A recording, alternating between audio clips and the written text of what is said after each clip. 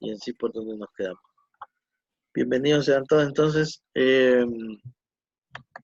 la última clase estuvimos hablando sobre las cartas escatológicas y habíamos hablado de la comunidad de Tesalónica y cómo esta comunidad se consolidaba a pesar de que era un grupo de hermanos, una iglesia recién nacida. Pablo, como ya habíamos discutido, posiblemente no estuvo mucho tiempo en esa comunidad y necesitaba discipular, acuerpar esta comunidad. Y entonces, en medio de una serie de situaciones de persecución y muerte, nace esta comunidad.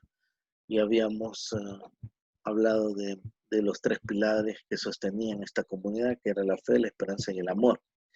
Bien, hablando de Segunda de Tesalonicenses, algunos piensan que la carta pudo haber sido escrita por un discípulo de Pablo, aunque otros mencionan que el argumento de la continuidad del tema escatológico, al parecer, es suficiente para entender que sí fue Pablo y no la comunidad o los discípulos de él quien escribirá esta carta. Bien, esta carta presenta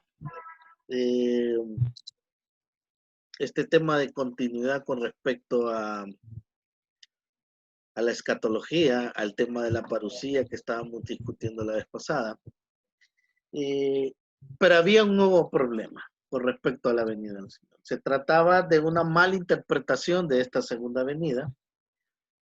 Un grupo, por ejemplo, creía que los juicios ya habían comenzado, lo que se entendía en base a las escrituras del Antiguo Testamento o a la predicación de los apóstoles o a la misma predicación de Jesús. Recuerden que para este tiempo del año 52, 51 después de Jesús, lo único que tenían de escrituras eran las escrituras del Antiguo Testamento. Y tal vez uno que otro ahí credo hecho o construido por los apóstoles de la comunidad. Entonces, se había malinterpretado este tema de la segunda venida. Un grupo entonces creía que los juicios ya habían comenzado y que Jesús llegaba ipso facto, de inmediato, ya, mañana, pasado. Es algo interesante porque después de la ascensión de Jesús, tanto los apóstoles como los discípulos de las comunidades y los 120 que estaban en el aposento alto, uno de los elementos, digamos, lo vamos a llamar así, doctrinales, o de lo que se predicaba, es el retorno del Señor. Realmente en el pensamiento de la comunidad primitiva, independientemente de que ésta era perseguida o no, estaba en Palestina o en Asia o en Europa o en el norte de África, siempre estaba esa idea de la venida inminente del Señor.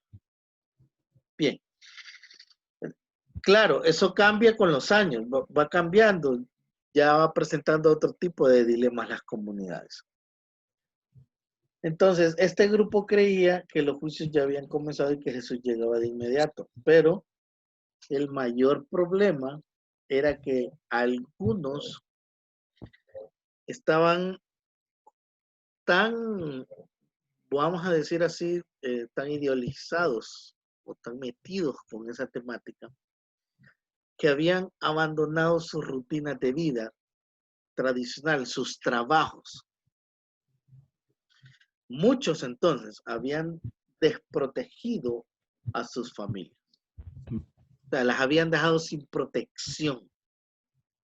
¿Por qué? Porque la gente entonces se iba a las plazas a hablar acerca del inminente regreso de Jesús a tal grado que abandonaba toda la responsabilidad familiar laboral. ¿Mm? En esta segunda carta, Pablo les aclara que la segunda venida tendrá lugar, sí, pero tiene que pasar algo. viene, dice Pablo, después de la apostasía. Esta carta, la segunda carta de los tesalonicenses, no refleja el relato de Hechos, por ejemplo, ¿no? Ese relato de Hechos que aparece en el ministerio Pablo en Corinto. ¿Existiera entonces alguna mención o no hay alguna mención de un nuevo contacto con los cristianos de Tesalónica en Hechos? Solo aquel relato que habíamos discutido la clase anterior, el relato de Hechos 17.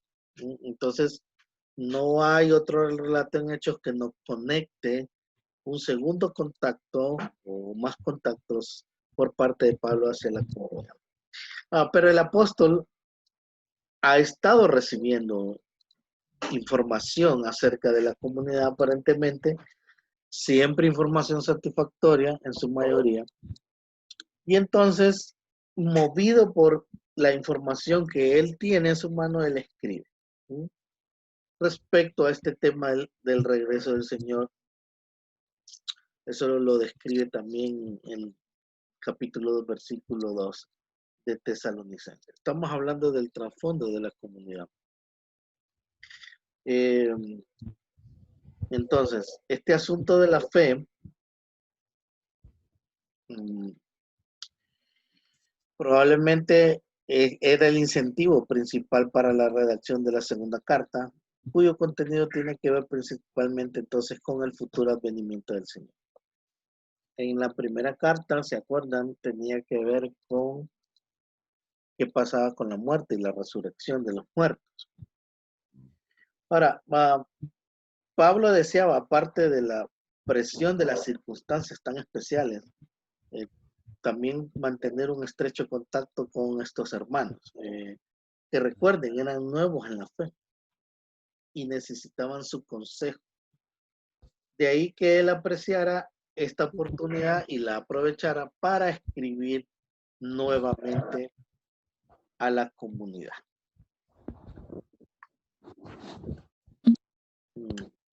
Entonces, el contenido tiene que ver principalmente con el asunto del futuro advenimiento del Señor, el contenido de la carta. Podríamos hablar de un doble propósito de la carta. Un doble propósito con su contexto social, religioso e histórico. Se trata de una nueva valoración de la espera, lo que llamamos una espera escatológica y una rígida política hacia quienes actúan desordenadamente. Recuerden que la gente entonces estaba abandonando sus trabajos y había dejado sus obligaciones, tanto familiares como laborales.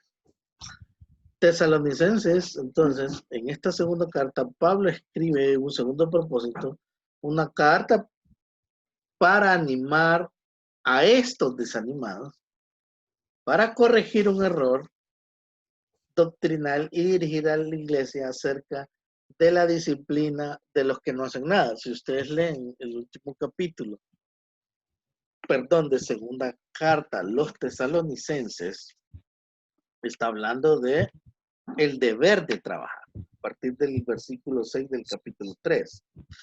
Entonces, habla en contra de los holgazanes.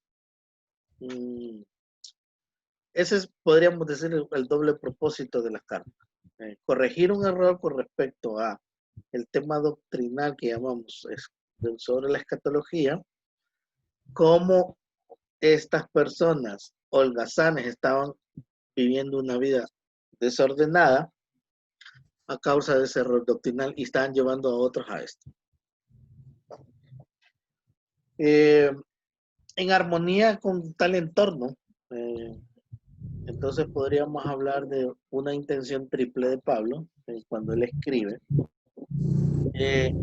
ofrecer un ánimo a la iglesia en medio de la persecución. Recordemos que esta iglesia, la tradición menciona que la segunda carta de los tesalonicenses fue escrita 6 meses después, otras teorías dicen 3, casi un año Quiere decir que estaba a flor de piel el tema de la persecución todavía, habían elementos de persecución y se nota en la carta. Entonces, les ofrece ánimo en medio de esa persecución, recordándoles a los destinatarios sobre el fin de quienes los persiguen y el fin de ellos mismos. Si ustedes toman su Biblia, leen el capítulo 1 de la segunda carta de los tesalonicenses.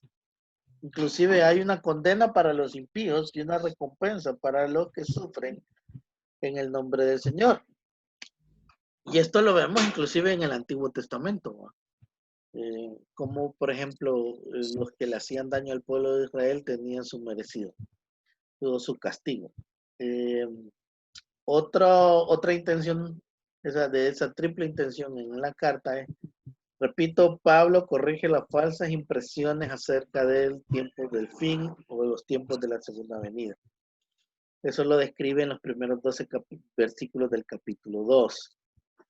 Y en tercer lugar, amonestar a los trabajadores de buena condición en contra de una inacción explotadora, o sea, una acción de abandono hacia los hermanos más adinerados. Inclusive hay un elemento de tipo socioeconómico aquí que tiene que ver con esto del deber de trabajar.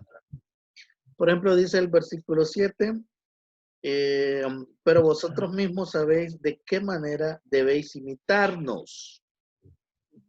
Pues nosotros no anduvimos desordenadamente entre vosotros, le está diciendo Pablo, ni comimos de balde el pan de nadie, sino que trabajamos con afán y fatiga día y noche, para no ser gravosos, podría ser para no ser carga a ninguno de vosotros.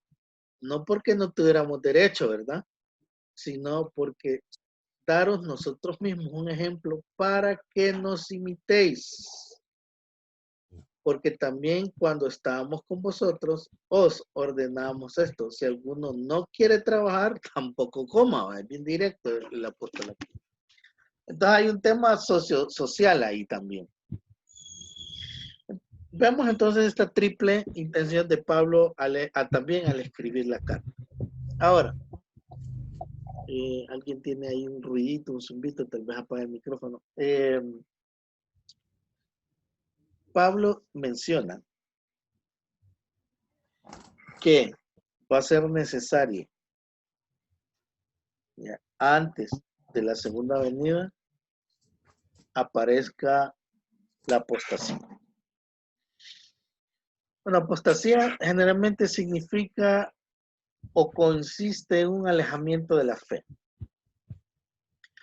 Pero un alejamiento de la fe, podríamos decir en dos direcciones, de las personas que ya están en el camino de la fe. Ahora no estoy hablando de discutir eso de salvos o no salvos, pero en algún momento conocen del camino de la fe y se apartan. Y aquellos que en realidad nunca tuvieron fe o no creyeron. Entonces, la apostasía tiene que ver con alejamiento de la fe, en el cual el hombre de pecado en el templo de Dios se profesa ser Dios, se exalta. Sería una iglesia falsa encabezada por un impostor.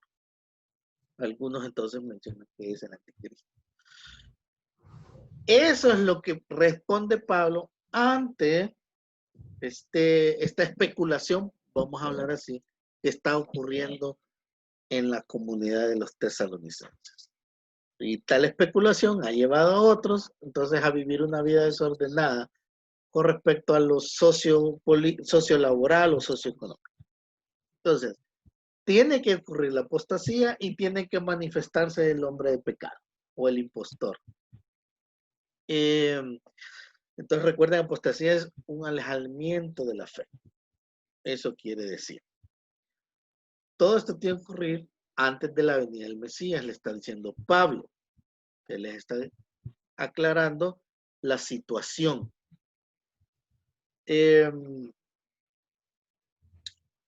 Hablando del bosquejito, si hacemos un bosquejo de la carta, una estructura de la carta, tiene similares cuerpo de lo que es una carta del Nuevo Testamento.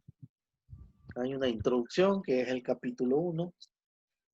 En el 2 se dedica a la enseñanza sobre la segunda venida. En la primera parte del 3, estar listos para el regreso del Señor. Y en la cuarta parte, que es el epílogo, que incluye la bendición, la despedida. En tal introducción habla de, hay un saludo, hay una gratitud y una oración. Bueno, lo típico de un cuerpo paulino o un cuerpo epistolar. Una introducción, saludo, el cuerpo en sí de la carta y las palabras de bendición. Ahora, hablemos del versículo clave, podríamos hablar lo central. Les dice Pablo en el capítulo 2, versículos del 1 al 3, con respecto a este tema, porque la gente entonces estaba actuando desordenadamente con respecto a la venida del Mesías, pero con respecto a la venida de nuestro Señor Jesucristo, dice, y nuestra reunión con Él. Os rogamos, hermano, que no os dejéis mover fácilmente de nuestra manera de pensar, ni os conturbéis, ya sea por espíritu, por palabra o por carta, como que si yo la haya escrito, dice Pablo, en el sentido de que el día del Señor está cerca.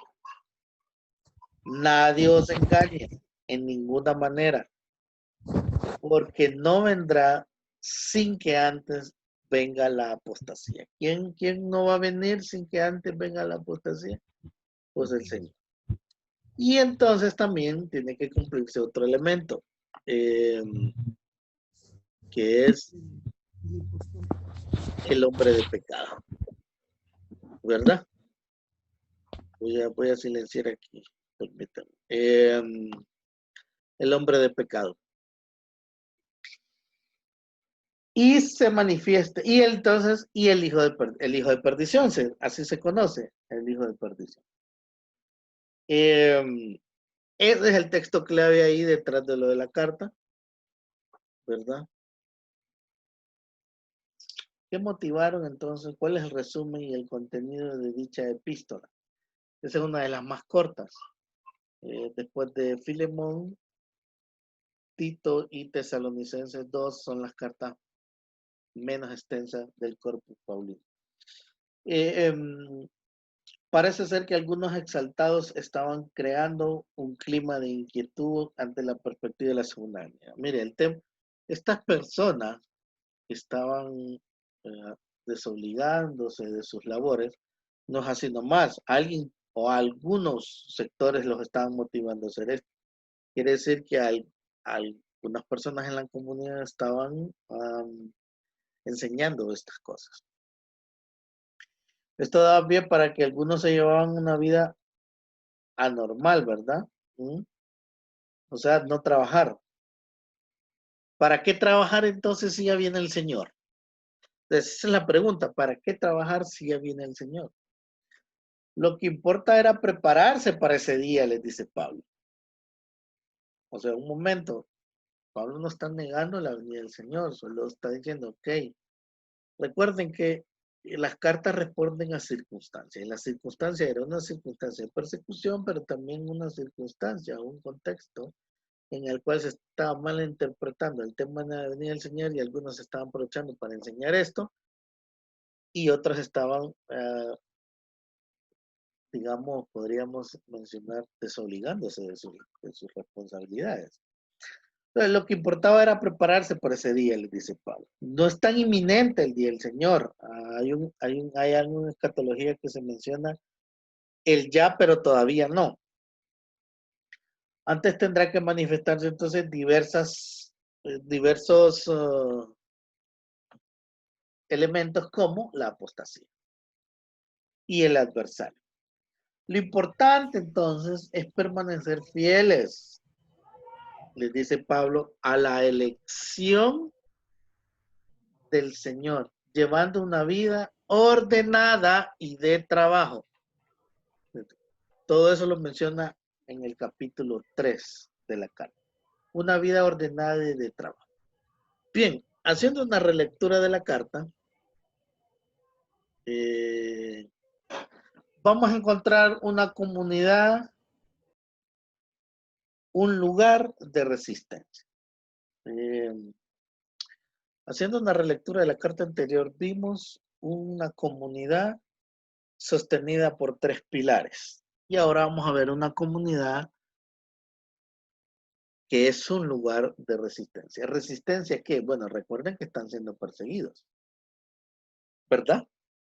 Están siendo perseguidos. A primera vista, la segunda carta de los tesalonicenses, podemos decir, tiene poca relación inclusive con la primera carta enviada con respecto al tema esto de lugar de resistencia. Lo que lo relaciona es ese tema escatológico, ¿verdad? Solo que allá se habla de qué pasa con la resurrección de los muertos, pero aquí habla del día del Señor. Ahora, sin embargo, se mira atentamente en la carta y se descubre que hay cierta continuidad en el desarrollo de algunos temas entre la primera y la segunda. O sea que sí hay un complemento, a pesar de que hay diferencias con respecto a ese tema de la segunda venida o el tema de los muertos, sobre todo el tema escatológico, hay un complemento. Y aunque no hablamos aquí de fe, amor y esperanza tanto como en la primera, si se comparan las dos cartas, podemos percibir que la comunidad ha superado algunos problemas. En el caso principal, el tema de la persecución. Definitivamente en la primera carta, estos 3 elementos de fe, esperanza y amor sostenían la comunidad en medio de la persecución. La primera carta a los tesalonicenses entonces nos presenta el retrato de la comunidad. El retrato de la comunidad. Eso nos presenta la primera carta. Los autores nos mostraron en esta primera carta las tribulaciones por las que tuvieron que pasar. Sin embargo, es lícito preguntarse, ¿hasta dónde podemos resistir? O sea, imagínense vivir en una comunidad en medio de la persecución y tenemos al Señor y tenemos la fe y tenemos la esperanza y tenemos el amor, pero siempre hay esa pregunta como humanos, ¿verdad? ¿Hasta dónde podemos resistir? Con su resistencia a toda forma de opresión, la comunidad está continuando el juicio de Dios que hace manifiestas, digamos, las opresiones y los actos de cada uno. En una comunidad, entonces, y a pesar que sí está fortalecida, la verdad que el tema de la persecución y el tema de las malas interpretaciones, de alguna manera soscavan, ¿no? Hacen mella en la comunidad. Entonces, por eso hablamos de una comunidad que está resistiendo, como muchas comunidades que resisten. Después de haber mostrado que es más importante resistir que quedarse especulando sobre la venida del Señor, ¿verdad? En esta segunda carta no se podría quedar la comunidad, bueno, ahogada en ese tema de la venida del Señor. No, hay que salir adelante. Y luego esta comunidad afirma la victoria final que pertenece al Señor. Los autores o el autor de la carta se concentran su atención en la manera en cómo la comunidad debe actuar ante tales situaciones. Se retoma así el tema de la acción de gracias. En el 1.3 vemos eso. Acciones de gracias que se habla en 1 Tesalonicenses. Pero un versículo o un pasaje que nos habla sobre resistir en comunidad es este de 2 Tesalonicenses 2 del 13 al 17, donde el apóstol o el escritor les dice, pero nosotros debemos dar siempre que gracias a Dios respecto a vosotros, les dice, hermanos amados por el Señor, de quien Dios os haya escogido desde el principio para salvación mediante la santificación por el Espíritu y la fe de verdad, a lo cual os llamo mediante nuestro Evangelio para alcanzar la gloria de nuestro Señor Jesucristo. Versículo 15. Así que, hermanos, estad firmes. Esa expresión, esas dos palabritas, estar firme, tiene relación al elemento de resistir en comunidad. Pero no solo estaban resistiendo a la persecución, sino a todo el alboroto que se está dando sobre las malas interpretaciones con respecto a la escatología o lo que llamamos la venida del Señor y el tema de la resurrección de los muertos. Entonces, estad firmes y retened la doctrina que habéis aprendido, sea por palabra, aquí les dice sea por palabra o por nuestra carta, o sea, por predicación o por una carta. Puede ser que está refiriéndose a esta o a la anterior. Y el mismo Jesucristo, Señor nuestro y Dios nuestro Padre, el cual nos amó y nos dio consolación eterna y buena esperanza por gracia, conforte nuestros corazones. Es un elemento, o sea, esto está relacionado con resistir. Conforte nuestros corazones y os confirme en toda buena obra. La comunidad. La comunidad es un lugar donde se consolida la resistencia. Bueno, no estoy hablando nada de política, ¿verdad? Pues Dios, que está presente en la comunidad, amó a los tesalonicenses, los escogió y les abrió el camino de salvación.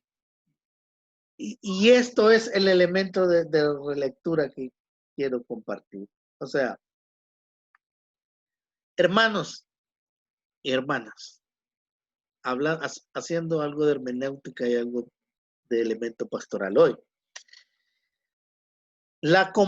Hoy la lectura de Tesalonicenses es evidencial, o sea, es contextual.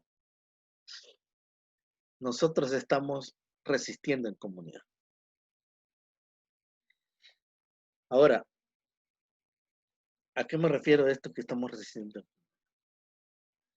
Bueno, miremos el contexto en el cual estamos actualmente. Entonces, Pablo anima a los tesalonicenses y les dice que la mejor manera de resistir ante tanto embate, ya sea de falsas doctrinas, de persecución, de enfermedades, de tribulación, de pandemias, etcétera, etcétera, es en comunidad. Bueno, allá podrían estar juntos, o no sabemos. Hoy, de repente, es muy difícil estar juntos físicamente, pero eso no significa que no podemos resistir en comunidad. Entonces, nuestra resistencia se consolida en comunidad, sabiendo que Dios nos amó, Dios nos escogió y Dios nos abre el camino hacia la salvación. Entonces, esta es la relectura de Tesalonicenses 2 para el día de hoy. Usted y yo debemos resistir en comunidad con los nuestros. Estoy hablando de comunidades eclesiales, hermano. Estoy hablando de comunidades eclesiales y definitivamente no me estoy refiriendo a las 4 paredes del templo de la iglesia donde usted va. Estoy hablando de los hermanos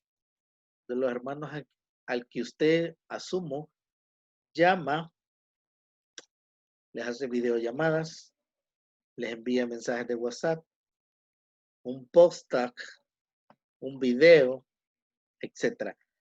Y les anima a sobrevivir en medio de la pandemia. Les anima a resistir en comunidad. Es una comunidad de hermanos, o en esa comunidad de hermanos no tiene que haber algún tipo de privilegio ni discriminación pues el evangelio es anunciado por Pablo, como lo dice Gálatas, ¿verdad?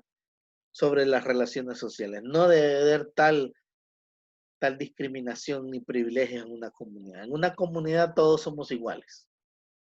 No hay un líder y un siervo, no hay mujer, no hay hombre, no hay hijos, no hay padres. O sea, no hay esas distinciones marcadas que nos hacen tener algunos privilegios y otros no privilegios, y algunos seamos discriminados o otros nos convertimos en personas que discriminamos. O sea, si queremos resistir en comunidades, también hay que resistir en las desigualdades sociales. ¿Mm? Y aquí ya estoy hablando de otros elementos, incluyendo otros mensajes del apóstol Pablo en otras cartas. Cuando Pablo llega a Tesalonicenses, se identificó con los esclavos, con los pobres, identificándose con estos excluidos de la sociedad, y siempre lo hace, en varias cartas los menciona. Inclusive estos son los siervos suyos. Entonces, la comunidad también debe resistir en una sociedad desigual. Hoy vivimos en una comunidad desigual, en una sociedad, mejor dicho, desigual, en donde algunos no tienen acceso a medicamentos, otros sí tienen acceso a las pruebas rápidas o las PCR, otros no tienen acceso, y otros se están muriendo y otros no se están muriendo, porque sí, efectivamente los pueden controlar a través de medicamentos. Necesitamos resistir en comunidad, necesitamos resistir en una sociedad desigual, pero para eso nosotros tenemos que tener bien claro que somos escogidos, que Dios nos amó, que nos habla del camino a la salvación, y retomando los pilares de la comunidad en la primera carta, fe, amor y esperanza. Bien, aquí esta primera parte, antes de entrar a epístolas pastorales, no sé si alguien tiene algún comentario sobre todo. Si entendió esta parte de resistir en comunidad. ¿Alguien? Unas 2, 3 participaciones. Si no, continúo. Me gustaría solamente fortalecer la postura de Pablo en relación a prepararse para la venida del Señor y no desobligarse de sus responsabilidades, todas, incluyendo el trabajo. Porque el Señor mismo en Mateo 24, 26 dice que ojalá el siervo sea encontrado haciendo lo que su Señor le dejó haciendo hasta el día de su venida. Y Pablo hace una relectura del Antiguo Testamento y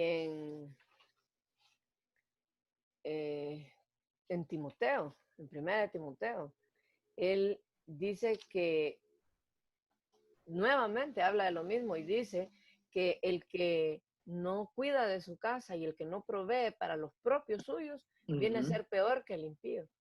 Y es una relectura del Antiguo Testamento esto. Entonces, no solo el Señor Jesús, sino Dios a través del Antiguo Testamento, y Pablo repetidas veces, no solo en una carta, y Pedro también, hablan sobre que nosotros debemos permanecer haciendo todo lo que Dios nos ha pedido hacer hasta el día de su venida.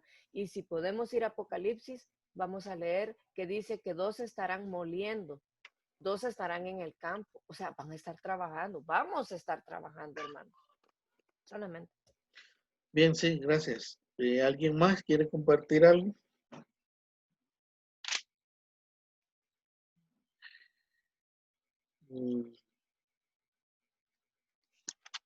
Hermanos, hermanas. Bien. Hablemos entonces de las cartas pastorales, que las vamos a ver en conjunto. ¿Por qué cartas pastorales? ¿Alguien me puede decir por qué cartas pastorales?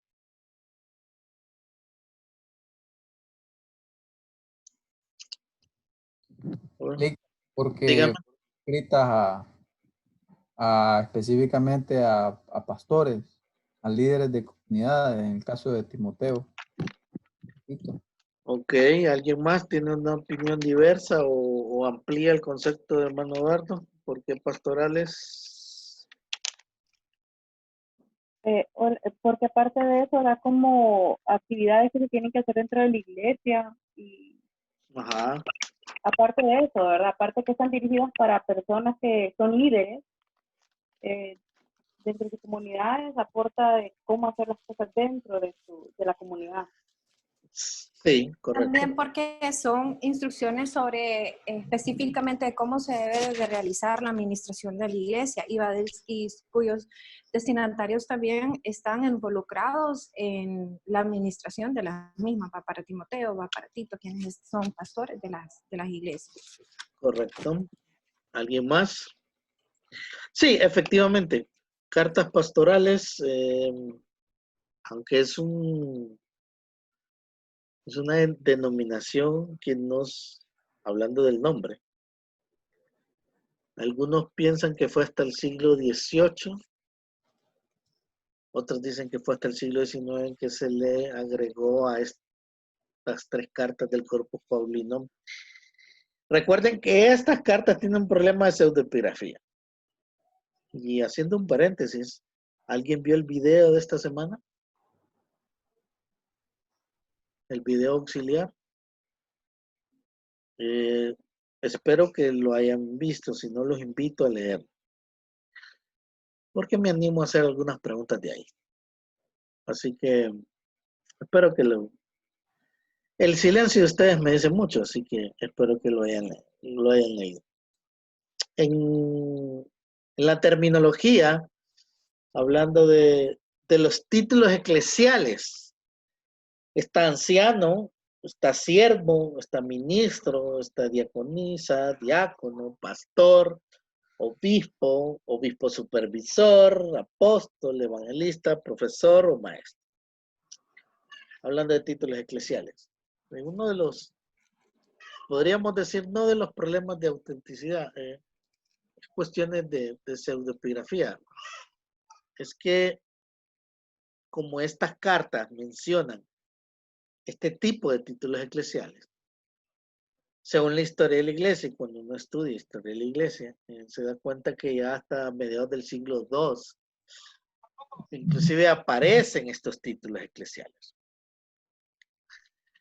Ya las comunidades eclesiales de los años 120, 150, 200, después de Jesús, eran estructuradas de la siguiente manera. El obispo era como un supervisor, derivado de, perdón, la raíz griega es episcopos, o episcopos, que significa supervisor, o superintendente, que algunas iglesias utilizan, se han fijado ese término, superintendente. Obispo, episcopado. El obispo tenía un episcopado, ¿qué significa? Que tenía varias diócesis, varias comunidades eclesiales regidas por un anciano. Este es el famoso presbítero o presbíteros, una persona mayor, madura, líder, que después, en la tradición de la iglesia, se convierte en sacerdote. Entonces, el presbítero es el que tiene a cargo la comunidad eclesial local, supervisado por un obispo. Y a la vez, el anciano o el presbítero tiene los diáconos. Diáconos con K, el que sirve. Este puede ser traducido como siervo, ministro, diácono o diaconisa, ¿verdad? Entonces, cuando yo les hablo de esa estructura que ya se va forjando, bueno, ya para tiempos de Pablo eso no existía, o al menos solo los diáconos mencionados allá en Hechos, pero esa estructura en donde un obispo tenía varios presbiterios, cada presbiterio estaba encargado un presbítero, un anciano, y a la vez cada presbítero tenía varios diáconos, o sea, varias personas que sirven. Esa estructura aparecía hasta mediados del siglo II. Entonces, esta carta refleja esa estructura en sí. por lo menos menciona todos esos nombres. Entonces, digamos que es uno de los argumentos que la tradición no ha podido argumentar, que la carta no fue escrita por Pablo, sino pseudoepígrafo. Ahora, la tradición menciona que fueron escritas por Pablo entre el 62 y el 66, el año de su muerte. Volviendo al tema de cartas pastorales, el nombre aparece hasta el siglo XVIII-XIX, este renglón del Corpus Paulino, pero ya en los padres de la iglesia le agregan este título a estas 3 cartas, en lo que estaban diciendo ustedes, mis hermanas y hermanos, acerca del lenguaje pastoral, que fue dirigida a dos jóvenes que en algún momento fueron pastores, pero podríamos decir que fueron misioneros, porque en realidad Tito está en Creta, Timoteo en Éfeso, pero no solo en una comunidad eclesial, sino ellos eran más supervisores, por eso de repente tienen esa connotación de obispo, perdón, de episcopos, ¿ok? Tito y Timoteo. Bien. Cartas pastorales. Continuamos entonces con esto de las cartas pastorales. Ok. La primera carta, entonces epístolas pastorales o cartas pastorales se le denominan a primera y segunda de Timoteo y a la carta de Tito. La primera carta de Timoteo es la que tiene un contenido más claramente pastoral, ¿no? Hablando de segunda y primera. Y segunda de Timoteo es más personal en el sentido, sí es pastoral, pero va orientada más, es como un testamento. Algunos dicen que segunda de Timoteo es como un testamento que le da Pablo a su discípulo Timoteo. Si usted lee segunda de Timoteo, va a ver que es una carta bien con sentimiento. O sea, cuando le dice predica la palabra, cuando le dan las instrucciones, ese tipo de lenguaje que usa Pablo es bien íntimo, bien pastoral. Entonces, podríamos decir que es una carta pastoral personal. En cambio, la primera es más general, hablando de la terminología pastoral. Tito tiene una posición intermedia entre una carta con contenido claramente pastoral y una carta personal. Estas 3 cartas son las únicas que Pablo escribe a individuos, porque recuerden que Filemón tiene 4 destinatarios, ¿verdad? En cambio, estas 2 no. Y fue incluyendo la iglesia de Colosa. Timoteo y Tito fungían como representantes autorizados. En realidad, más que pastores, hermanos, eran obispos supervisores. De todas maneras, ellos estaban desempeñando, eso no quiere decir, es que entendamos la labor pastoral. Pues yo creo que todos los que están aquí, en esta sala de reunión, por internet, son pastores. A ver, como hay que diferenciarlo del pastor de oficio, ¿verdad? Como en sí, yo creo que cuando usted ya tiene a cargo un alma, yo creo que usted ya es pastor. Recuerden que el pastorado es la cura de almas. Entonces, hablemos en general de la terminología. ¿Qué implica el pastorado? De todas maneras, estos dos, Tito y Timoteo, estaban desempeñando el cargo pastoral en sus respectivas comunidades eclesiales, aunque podría ser de manera temporal porque ellos estaban establecidos en un liderazgo en que debían estar organizando y estableciendo comunidad.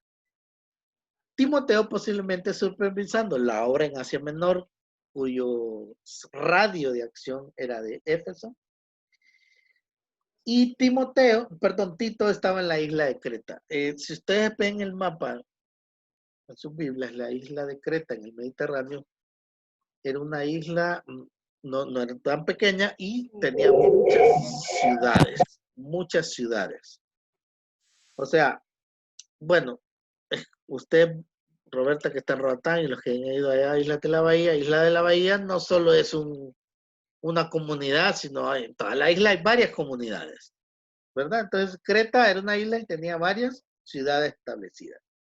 Aparte, Creta era estratégica porque era un punto también intermedio parecido a Chipre entre las costas del Mediterráneo en África y las costas del Mediterráneo en Asia Menor y en Italia, ¿verdad? Entonces, un puerto de desembarque entre una costa y la otra. Creta tenía varias comunidades. Hablando de los temas de las pastorales, ¿verdad? En sí, si usted le pregunta, bueno, ¿cómo resume usted los temas de cada una de las 3 pastorales? Vea el diagrama entonces. Primera de Timoteo, ¿de qué habla en sí? Habla de las cualidades, oiga bien, y deberes del ministro cristiano y su relación con la iglesia, con el hogar y con el mundo. O sea, todos los elementos de la realidad. No solo el ministro debe de ser ministro en la iglesia.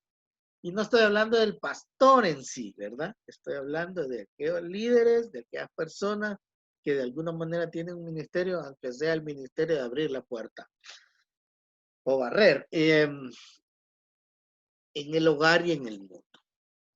También, bueno, eso, digamos, un tema pastoral en Timoteo 1, en Tito, habla de la organización de una comunidad eclesial de Cristo y una apelación a la iglesia a ser fiel a Jesús.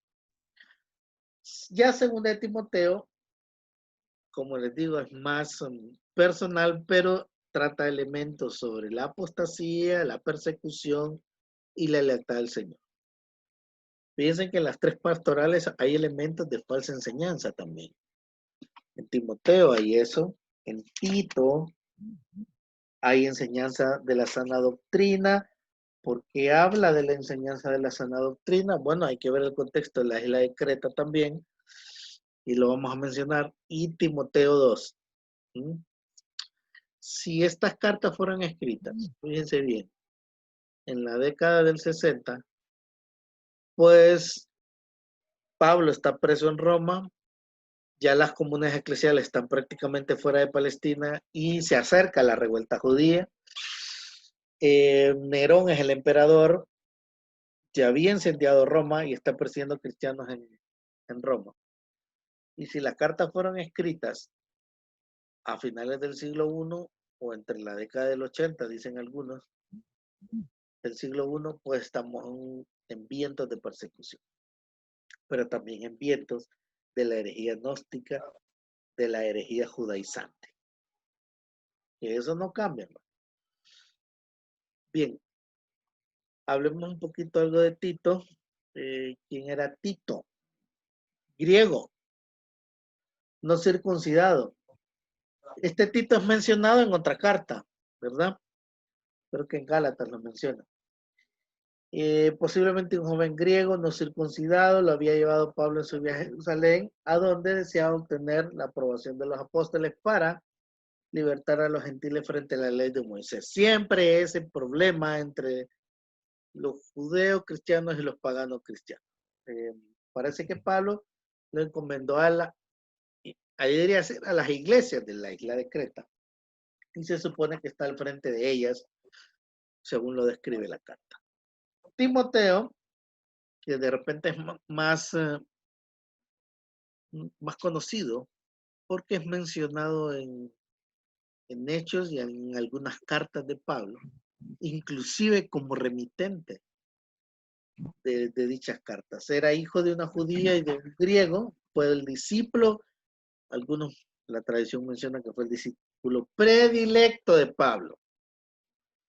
Pablo en esta carta aparece como el pastor que transmite normas que aseguran la continuidad de las iglesias fundadas por él.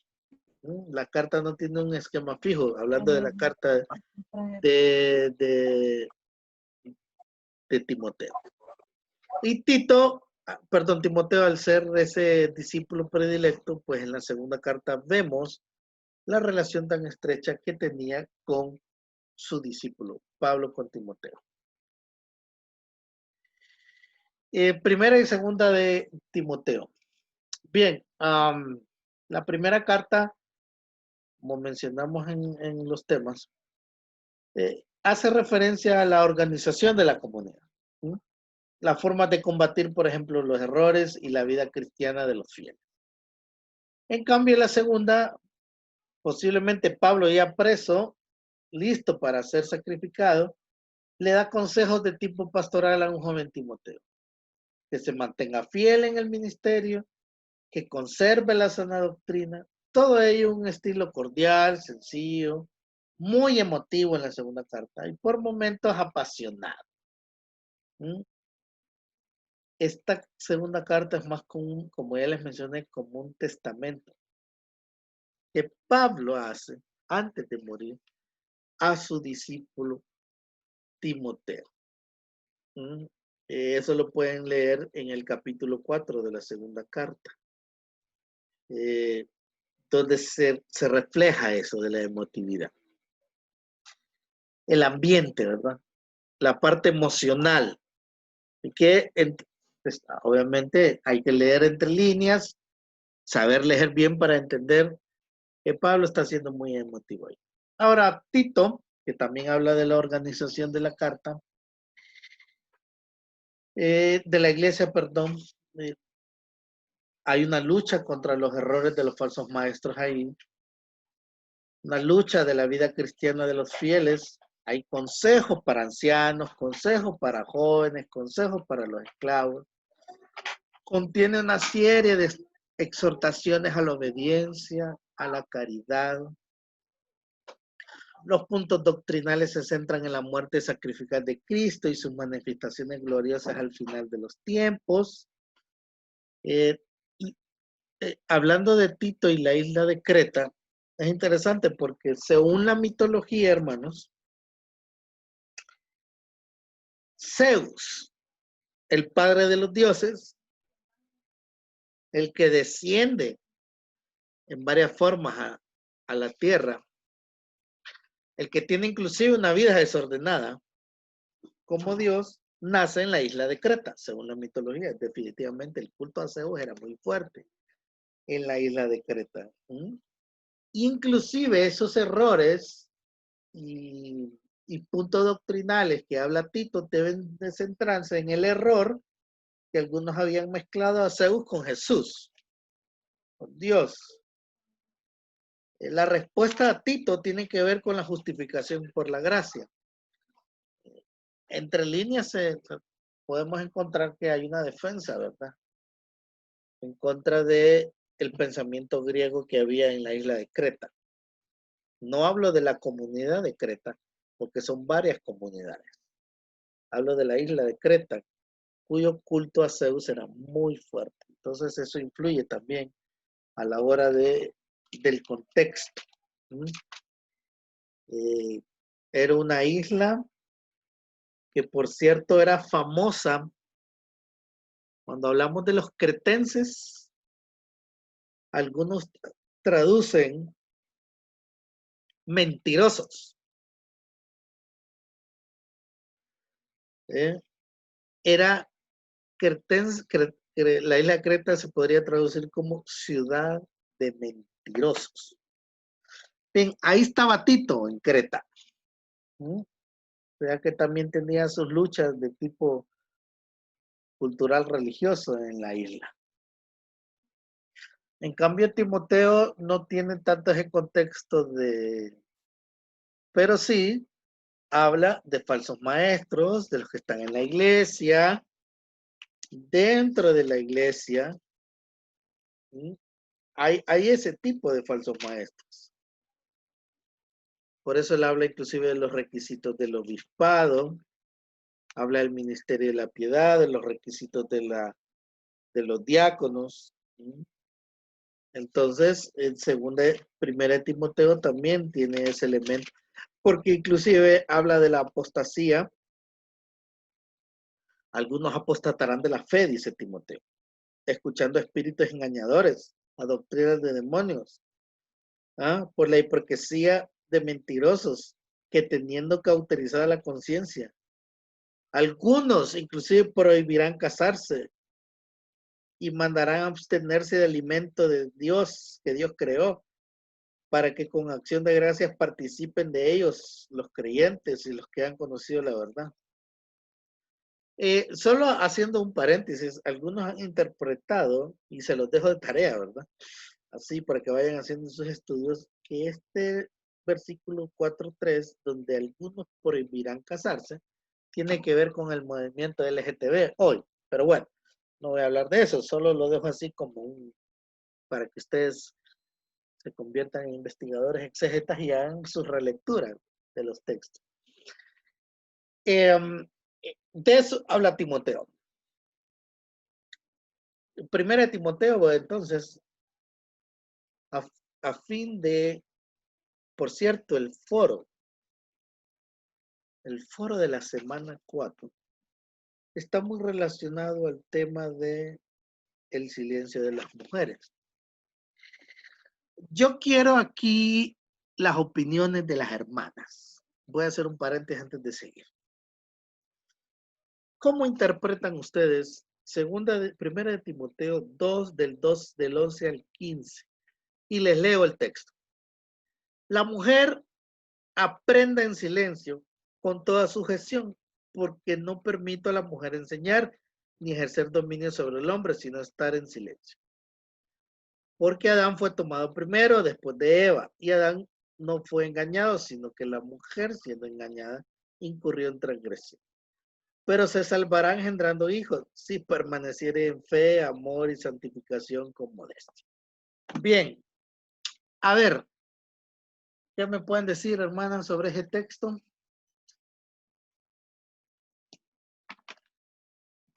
Habían sinagogas ahí. Lo más probable.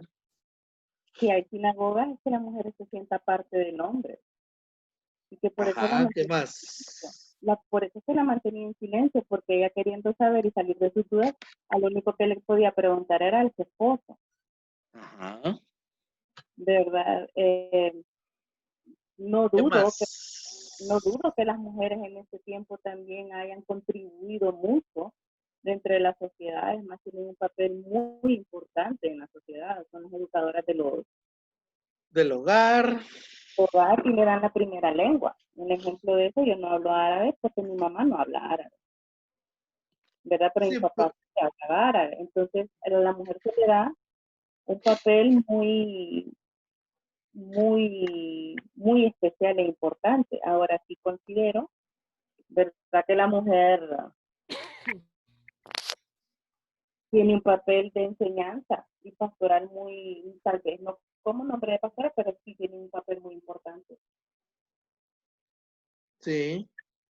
¿Verdad? ¿Alguien Tal más? vez no tengo la idea tan ahorita, ¿verdad? Porque estoy... No, está bien, hermana. ¿Alguien más que... ¿Cuál es el versículo? Es que solo le escuché las primeras y lo único que se me vino fueron en la sinagoga. Primera de Timoteo 2, del 11 al 15. Okay. ¿Alguien quiere hablar? Yo leí, hermano Daniel. Ay, perdón. Ajá. No, hermana, hable, por favor. Ok, que había habido cierta situación dentro de la iglesia en este caso, donde por eso hace referencia a que la mujer fue engañada, porque dice que muchos con situaciones diferentes habían tergiversado o habían hecho que estas mujeres cayeran en alguna manera en situaciones fuera de la doctrina y cuestiones así. Entonces, bajo ese contexto, Timoteo escribe esta parte, ¿verdad? Que es el texto que toman para que la mujer no pueda ejercer ni la enseñanza ni el pastorado, pero deberían de ver el contexto de lo que realmente estaba sucediendo, y por eso él saca en materia, pues lo que dice que la mujer fue engañada, porque realmente con sutileza, dice, ¿verdad? Entonces hace esa comparación. Entonces eso es lo que yo leía acerca de ese texto. No sé. Ok, si sí, estamos bien. ¿Alguien quiere ampliar la idea? Yo quiero decir algo. Me imagino que han oído el término de masa crítica, ¿verdad? O sea, como quien dice, la mayoría de los que somos. Y tanto en el ministerio del Señor Jesucristo como en el de las iglesias de Pablo, aunque él se esforzaba en ir primeramente a las sinagogas, según la historia, el grueso de las iglesias y aún hasta nuestros días son mujeres, somos mujeres. Así es. Y la masa crítica de la mujer sería muy desequilibradora, si puedo decir la palabra así. Pero, o sea, si nos vamos a una votación en las iglesias, sí, ganarían las mujeres. Eso, sí. Ganarían las mujeres por mayoría simple, en Ajá, cualquier entonces, tema eclesial. sí.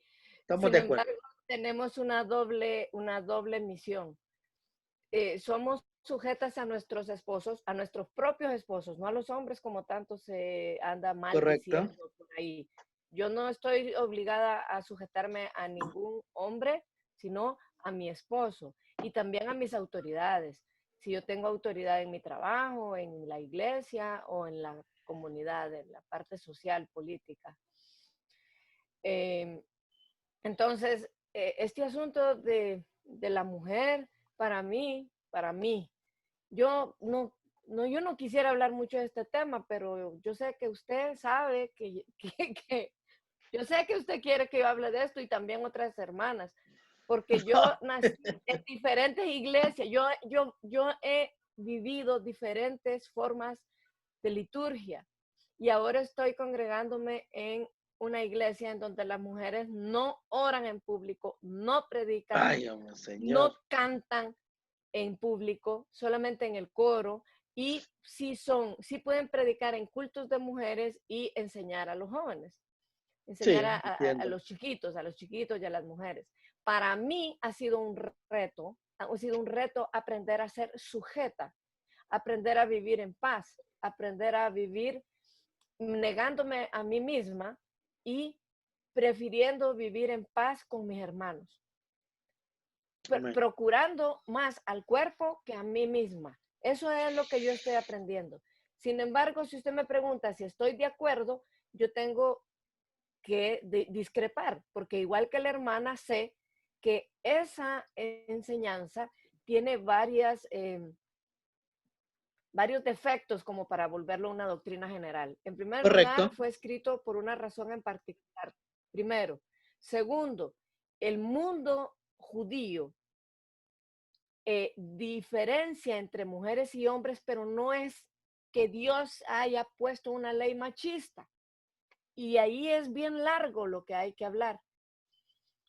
Y lo que decía la hermana de enseñar la lengua materna. Mi familia, de ambos lados de mis padres, somos descendientes de... Toda mi ascendencia es judía.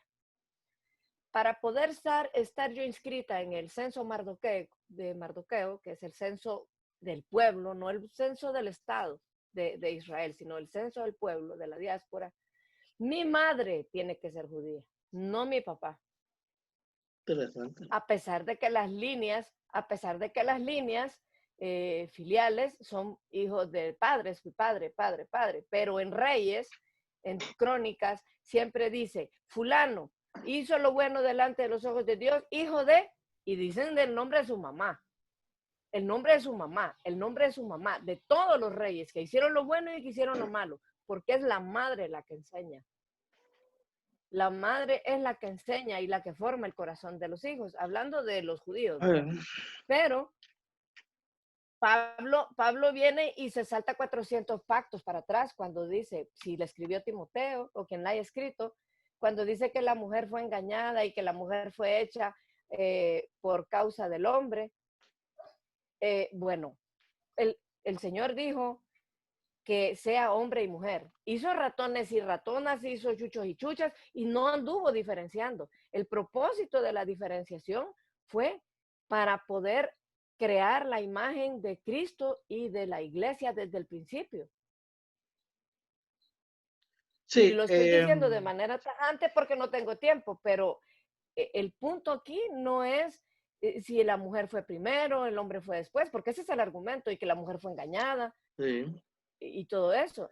El asunto es de a quién le doy enseñanza, porque dice Pablo que estos entran a las casas y salen cargados de pecados como de estas mujercillas que nunca terminan de aprender. Los hombres no son particularmente grandes conversadores. Y ciertamente, como dijo la hermana, seríamos mudos y atarantados si nuestras madres no nos hubieran educado. Porque los hombres no hablan. Entonces,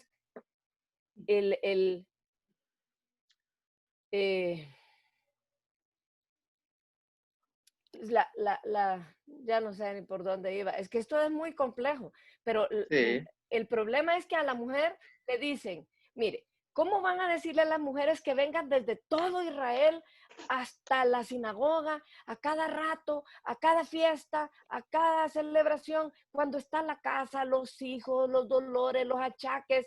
Usted ya está casado, todos aquí somos viejos. O sea, sabemos que las mujeres tenemos limitaciones para movilizarnos de aquí para allá. Entonces, los hombres eran los que estaban más aptos todo el tiempo para hacer comercio, ir a la sinagoga, ir a las reuniones. Sí. Entonces, la idea de Dios es que el hombre de verdad cuide como Cristo cuida a su esposa y a su familia y les enseñe, así como Cristo le enseña a la iglesia. Gracias, pero los hermana. hombres no son así. Sí. ¿Alguien tiene Bueno, otra opinión gracias, distinta? Licenciado Daniel, Dígame. la realidad yo no he contestado el foro porque sí ha sido una pregunta bien interesante. Y la realidad es que no quiero decir sí o no, sin realmente dar unos argumentos válidos y estables que estén dentro de la Biblia. Pero sí considero yo, licenciado, que apoyo muy bien las ideas de mis hermanas anteriores, que este versículo hay que estudiarlo y hay que entenderlo desde el contexto cultural en el que se escribió. Claro. Como dijo una de mis hermanas, en aquel tiempo nosotros como mujeres no teníamos tantos derechos. Uno de ellos es que no podíamos estudiar. Y considero yo que por ahí es donde va este asunto, ¿verdad? Claro. Nos da Pablo más bien un derecho. Nos está otorgando el derecho a que nosotros también aprendamos de la ley, ¿verdad? Y también creo que una de las hermanas también anteriormente dijo que en aquel tiempo existía la adoración, mucha adoración a Afrodita y a diferentes sacerdotisas, a Diana y a ese tipo de cosas. Entonces también por ahí creo que va implícito esta recomendación que Pablo da. Pero a mí me llama la atención después de que Pablo le dice a los hombres que oren con manos santas. El versículo 9, por ejemplo, en la Biblia que yo estoy usando, dice, y quiero que las mujeres, o sea, también nos incluye, no hace una exclusión, sino que dice, yo también quiero que ellas, y todo lo demás que dice el versículo, ¿verdad? Entonces, más bien para mí es que nos otorgan un derecho, que también nos están otorgando un valor, Amén. un puesto dentro de la misma comunidades que en ese momento existían. Así es. ¿Una participación más? A mí me gustaría agregar algunas cosas, Daniel, por ejemplo, sobre la postura de las mujeres en el ministerio. Creo que muchas veces fuimos desafiadas por interpretaciones que vienen de lecturas prejuiciadas, porque, por ejemplo, una de las cosas que yo aprendí en su clase es que posiblemente la primera carta que Pablo escribe, Gálatas, y yo puedo ver en Gálatas, por ejemplo, en 3:28, cuando dice, no hay ni hombre ni mujer, o sea, no está estableciendo un género, y lo habla y lo dice, son uno mismo en Cristo. Aprendí en Efesios también de que cuando hablaba acerca de que el hombre era la cabeza, era porque Cristo era la cabeza, y estábamos hablando de equidad en cuanto a responsabilidades, pero funciones diferentes, no una jerarquía en la cual vamos a hacer una sumisión o no vamos a permitirle a la mujer realizar algunas cosas. Entonces yo pienso que la postura de la mujer sí debe de ser reconsiderada por Pablo, porque no solo únicamente en el contexto cultural, sino que hay que entender los pasajes en el contexto inmediato en el cual están y en el contexto a la luz de todas las interpretaciones. Por ejemplo, no podemos únicamente hacer teología de aquellos textos que son aislados, sino que tenemos que hacer teología de todo el pensamiento realmente paulino y sobre todo esa postura que hay. Me parece interesante, por ejemplo, que en 1 Timoteo, cuando él establece cuáles son los requisitos para ser obispos o para tener cierto cargo, no habla de la mujer específicamente porque la idea es, cuando dice que el hombre sea solo de una mujer, no está especificando de que quitándose a él de la ecuación, porque en todo caso pues sabemos que Pablo estaba soltero, pero lo que habla básicamente es evitar la poligamia. A ese sentido se está yendo. Y yo encuentro, por ejemplo, a lo largo de toda la forma en la cual Dios se ha revelado de una manera progresiva en las Escrituras, yo veo que Dios no lo hace únicamente en el Nuevo Testamento, sino que lo hace de forma que ha llamado, equipado y empoderado a las mujeres para que puedan tener oportunidades plenas y activas para participar, no solo en el área ministerial, sino que también en la parte administrativa de la iglesia. Y es muy importante saber y respetar la postura denominacional de cada una de las iglesias, porque como somos un seminario interdenominacional, toda una clase interdenominacional, cada uno tiene una postura de acuerdo a su iglesia y es muy válido y muy respetable, y la forma que se interpreten y la forma que se le da una lectura es muy válido según el contexto, y creo que lo importante es el respeto. Sin embargo, es necesario que nosotros reconozcamos que el papel de la mujer es sumamente importante y no es un papel relegado, no es un papel en el cual es excluido, sino que es un papel en el cual debe de tener, debe de dirigir, debe de enseñar, porque en ningún momento fue esa la idea de privar a la mujer de no participar activamente en el ministerio. Entonces yo considero que debemos de pues básicamente reconsiderar ese aspecto sagrado a la mujer y darle la verdadera postura en la cual debemos de hacer. Bien, gracias a todos los que han participado. En realidad, comparto todo lo que he mencionado, hermanas. Tiene que ver con una mala interpretación del texto, aunque respetamos algunas ideas denominacionales. En sí, hasta el estudio del término griego original de la palabra deberíamos de hacer, porque silencio no solo se puede transliterar así, puede traducir así, sino quietud o reposo. Imagínense. O sea, la mujer aprende en reposo, o sea, la mujer aprende en quietud. O el otro versículo, el controversial, si no tiene que, no es que estar en silencio, sino estar quieta. Obviamente tiene que haber un elemento cultural, pero a veces de este pasajito se ha hecho una doctrina, toda una doctrina. Pero hay otro tema interesante en ese mismo pasaje, más adelante en el 3, porque nosotros que estamos les comento, este es más un comentario, en esto de la educación teológica, bíblica, ministerial, siempre me he enfrentado yo al tema de si es necesario estar estudiando esto. ¿Qué importancia tiene estudiar doctrina, teología, contexto, interpretación, historia? Pero hay una posible respuesta a ello más adelante en el capítulo 3. Porque cuando habla de los requisitos del obispo, estoy en la carta de Timoteo todavía. Cuando habla de los requisitos del obispo, que habla de marido de una mujer, sobrio, prudente, decoroso, hospedador, todo eso. Dice apto para enseñar. Ahora, en el 6, vuelve a repetir lo mismo, solo que en otras palabras. No un neófito. No un neófito.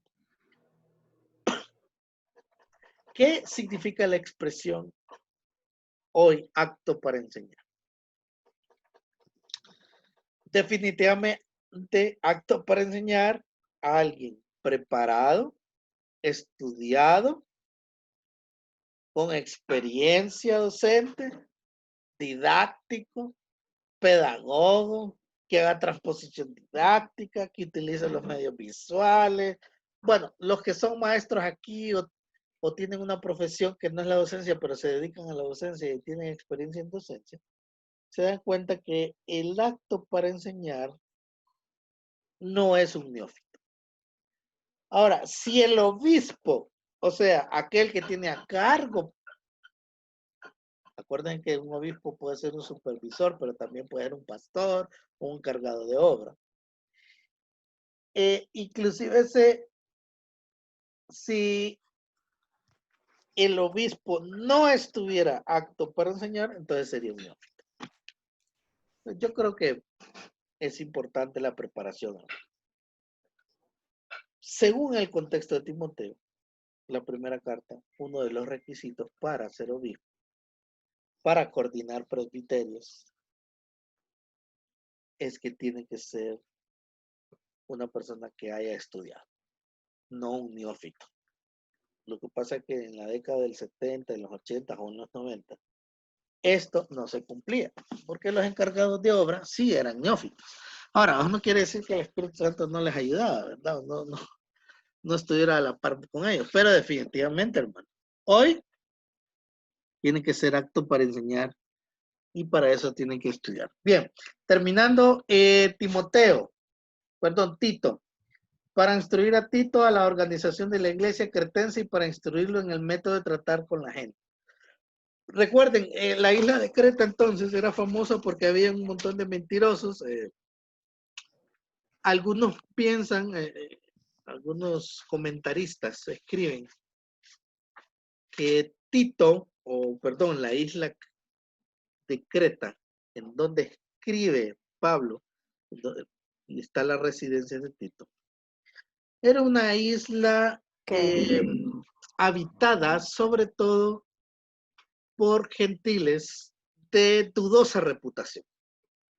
Era como un refugio de mercenarios, de mentirosos, de bandidos. Algunos historiadores arqueólogos mencionan que eso era Creta. En medio de esa circunstancia y sobre todo la ideología de Zeus que se tenía, ahí Tito escribe sobre la enseñanza de la sana doctrina. También habla de que los ancianos, ¿quiénes eran los ancianos? Los presbíteros, o sea, los encargados directos de la obra, sobrios, serios, prudentes, sanos en la fe, en el amor, en la paciencia, etcétera, etcétera. También hay una serie de requisitos para los ancianos, para las mujeres, los jóvenes, etcétera, porque obviamente conducida por ese contexto de la isla de Creta. Y sobre todo habla de la justificación por la gracia. Entonces, Tito es una epístola importante en ese sentido. Nos enseña mucho acerca de la labor pastoral, sobre el tema de las relaciones, estos sectores como las mujeres con los ancianos, los jóvenes, habla de la sana doctrina y también hay una serie de requisitos para obispos y ancianos. Recuerden, los obispos eran los episcopos, los que eran supervisores, y los ancianos eran los presbíteros, o sea, una persona mayor adulta, un líder, que se encargaba directamente de la comunidad. Segunda de Timoteo, voy a enviarles un complemento de esta clase siempre en PowerPoint. Una carta más personal. Uno de los propósitos de esta carta es pedir la presencia de Timoteo en Roma. Pablo le está solicitando a Timoteo visitarlo en Roma. Según la tradición, entonces es porque él está a punto de ser sacrificado, a punto de morir, o ya sabía que iba a ser ejecutado. Para advertirle de los falsos maestros, algunos coinciden en que hay elementos del judaísmo y del gnosticismo en Timoteo, cuando se habla de los falsos maestros. Hay que leer el capítulo 3 de segunda de Timoteo para este tipo de elementos de los falsos maestros. Para animar a Timoteo a sus deberes y para fortalecer a Timoteo, Pablo menciona unas persecuciones venideras. Entonces hablamos de una carta un poco más pastoral personal dirigida a su discípulo. En el capítulo 4, el versículo 1, con la expresión te encarezco. O sea, es como una petición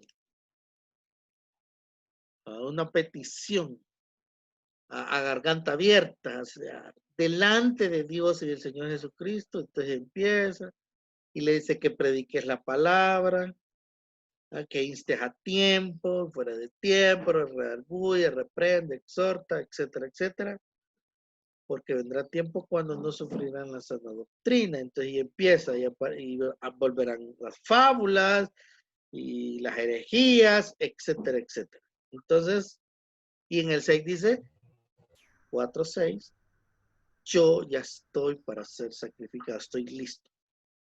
El tiempo de mi partida es cercano.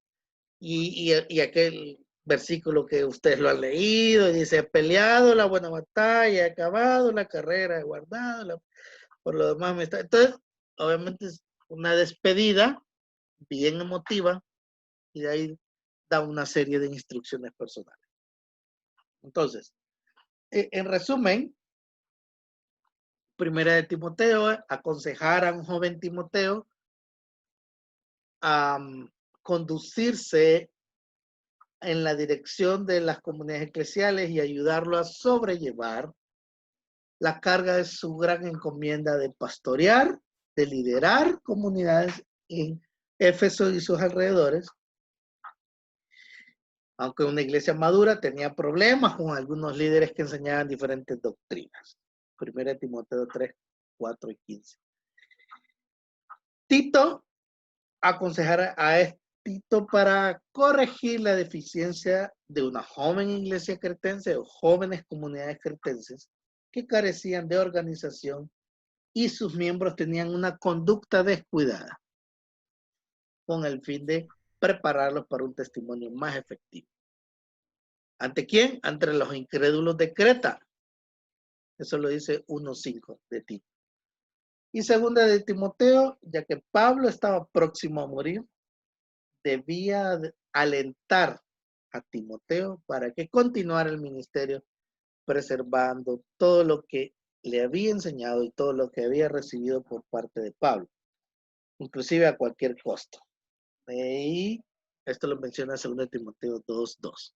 Bien, como este es un curso panorámico de las cartas paulinas en su segunda etapa, porque en la clase anterior también se dio un panorama. Aquí vamos a concluir con la clase de hoy y con el curso en sí. Esto lo vamos a subir. Y yo les voy a mandar una presentación auxiliar, unas 15 plantillas, sobre el resumen de las cartas pastorales, de los temas principales de su contenido, para complementar lo que mencionamos la mañana de hoy. Bien, de los que no han hablado, sí me gustaría algunas conclusiones, ya que le di la oportunidad a las damas, ahora le vamos a dar oportunidad a los caballeros, y tal vez todos hermanos, varones, que nos hagan un resumen de lo que vimos hoy. ¿Quién se anima? Hermano Mauricio parece que no está escuchando bien, no tiene audio. ¿Pero seré yo, señor? Sí, no, es él porque todos lo estamos escuchando bien. Ok, alguien que, si no pongo a las damas, porque estamos en mayoría aquí. Un varón que se anime. Si no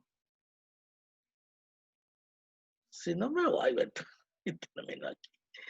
A ver, si no, una dama, pues. Ya que no hay varones en este curso, pues me voy con las damas. Aquí estamos, Luis. Aquí estamos. Rescate a los varones, Freddy. Una de las cosas importantes que me gustaría rescatar de estas cartas pastorales es que podría ver yo que su importancia radica en mantener viva la herencia de Pablo. O sea, como Pablo, usted bien lo dijo, la forma de transmitirle a Timoteo como un testamento, algo bien, podríamos decir, más personal, para que pues el evangelio no mengue y no vaya a decaer, ya que como usted lo dijo, Pablo estaba pronto a morir, ¿verdad? Sí. Y ya no estar. Entonces creo que una de las cosas bastante importantes es que la herencia de Pablo, bueno, mejor dicho, la herencia de Jesús que adquirió Pablo, ahora Pablo se las transmite a estos nuevos y jóvenes pastores para que sigan sin mancha y de una forma genuina y sobre todo con la verdad pura, ¿verdad? Creo que una de las cosas que más rescato y que más me gusta por eso de leer Timoteo y Tito es como refrescar la visión con las mismas bases, solo que con sangre nueva, por decirle así. Creo que es mi aporte, Lick, para este tema. Se identifica, ¿verdad? Bastante. Está bueno, hermano. Tiene derecho. ¿Otro varón? Si no le damos paso a las mujeres. Mujeres al poder. O de las damas que no han hablado, ¿verdad? Porque ya la mayoría han hablado. Si no, le damos pie a otra dama que no ha hablado, otra hermana. Que concluya y también nos despide en oración. Si no, la nombro de dedo. A ver, hermanas.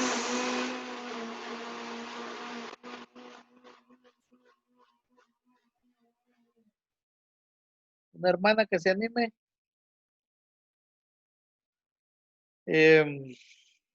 A ver, Melanie o Paola, no sé si está Paola en clase. No la miro.